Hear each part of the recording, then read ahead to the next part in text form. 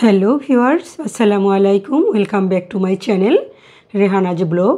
আমি আপনাদেরকে দেখাবো খুব সহজে কিভাবে হাতে মেখে ঝরঝরা খিচুড়ি রান্না করতে পারি ঘরে যা আছে তা দিয়ে, এবং এটার ঘ্রাণে পুরা বাড়ি মৌ মৌ করবে। সেই ঝরঝরা খুব মজার খিচুড়ি হাতে মাখা, এটা নিয়ে কোনো প্রসেসিং করতে হবে না, কোনো কিছু শেখার নাই, খুব সহজে। তো আমি দেখাচ্ছি, আসুন শুরু করা যাক। সেখানে আমি চাল নিয়ে নিলাম, এখানে আমি 2 কাপ পরিমাণে, এবং পেঁয়াজ কুচি দিয়ে দিলাম। আপনাদের পরিমাণ মতন আপনারা চাল নিয়ে নেবেন। আমি হলুদ দিয়ে দিলাম 1 চামচ, মরিচের গুঁড়ো দিয়ে দিলাম আমি 1 চামচ, এবং আমি ধনিয়া 1/2 চামচ, জিরার গুঁড়ো 1/2 চামচ। আমি এখানে আদা রসুন বাটা দিয়ে দিলাম এখানে 2 চামচ পরিমাণে। আমি এখানে লবঙ্গ দিয়ে এলাচি দিলাম 4টা, বড় এলাচ 1টা, দারুচিনি 2 টুকরো, এবং আমি এখানে লবঙ্গ দিয়ে দিলাম এখানে 3-4টা। এখানে আমি গোলমরিচ দিয়ে দিলাম 1/2 টেবিল চামচ। আমি এখানে দিয়ে দেবো সরিষার তেল। আমি এখানে পরিমাণ মতন লবণ দিয়ে দেব। কাঁচামরিচ দিয়ে দেবো কয়েকটা, ঝালটা আপনারা পরিমাণ মতো দিয়ে দিবেন। আমি এখানে এই যে মাংসের কথা আমি বললাম, এটা আমি একটু মাংস যখন রান্না করি একটু বেশি করি, একটু রেখে দেই বক্সে করে। যখন আমার খুব প্রয়োজন হয়, একটু খিচুড়ি রান্না করার দরকার হয়, ওখান থেকে ফ্রিজ থেকে বের করে আমি একটু দিয়ে দিই।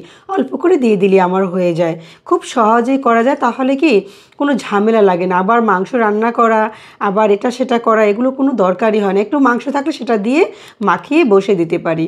যদি আপনাদের কাছে মাংস না থাকে সমস্যা নাই, এটা কিন্তু মাংস ছাড়াও রান্না করতে পারবেন, শুধু মসুর ডাল দিয়ে, সেটাও কিন্তু করা যায়। এই যে আমি সুন্দর করে আলতো হাতে এটা মেখে নেব। এটা কিন্তু কষলেই মাখা যাবে না, তাহলে রাইসটা ভেঙে যাবে। এখন আমি দেখেন পানি দিয়ে দিলাম পরিমাণ মতন। এই পরিমাণ বলতে কি বোঝায় আমি সেটা আপনাদেরকে বলতেছি। আমি ওখানে 2 কাপ চাল দিয়েছি, সেখানে আমি 4 কাপ পানি দিয়েছি, এটাই পরিমাণ।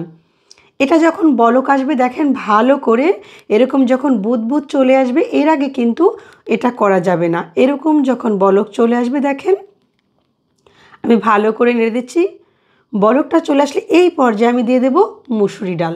মুসুরি ডালটা কিন্তু আপনারা আগে দিবেন না, আগে দিলে ডালটা গলে যাবে, তখন কিন্তু সেটা মজা হবে না, ঠিক আছে? এখন দিবেন। এটা দিলে ডালটা বেশিটা গলে যাবে না, একটু গোটা গোটা থাকবে, সুন্দর রাইসটা তখন আপনাদের কি অনেক ঝরঝরা খিচুড়ি হবে এটা।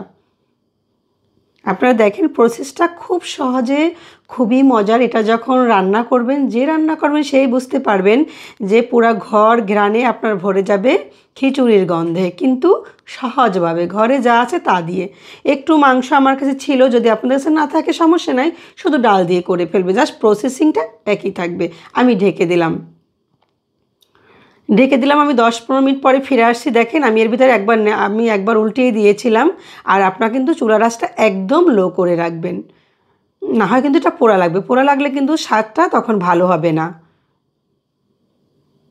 এই যে দেখেন কতটা ঝরঝরে, দেখেন এরকমের ঝরঝরে আপনাদেরটাও হবে ইনশাআল্লাহ, যদি এরকম প্রসেসে রান্না করেন। আমি দেখাচ্ছি আপনাদেরকে কতটা ঝরঝরা, দেখেন আমার খিচুড়ি, এই দেখেন একদম ঝরঝরা খিচুড়ি, খেতে খুবই সুস্বাদু ইনশাআল্লাহ। আশা করা যায় আপনারাও করবেন, দেখবেন। আমি খেয়েছি তো সেজন্য আমি বলি।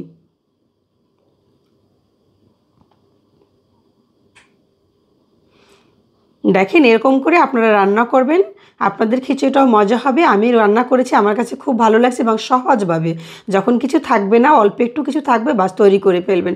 যদি ভালো লেগে থাকে অবশ্যই লাইক কমেন্ট শেয়ার করবেন, সাবস্ক্রাইব করবেন। আমার বাসায় মেহমান আসছিল, ওনাকেও দিয়েছি, আমার হাজব্যান্ডও খাচ্ছে, দুজনে মজা। তারা তো খেয়ে পুরো মানে কী বলবো, বলছে যে অনেক মজা হয়েছে। এত সহজে এরকম খিচুড়ি রান্না করা যায় বলাই যায় না। আমার কাছে ডিম ভুনা করা ছিল দেখে আমি দিয়েছি, না থাকলে এটা শুধুই খাওয়া যায়। তো আপনারা ভালো থাকবেন সবাই, আবার দেখা হবে।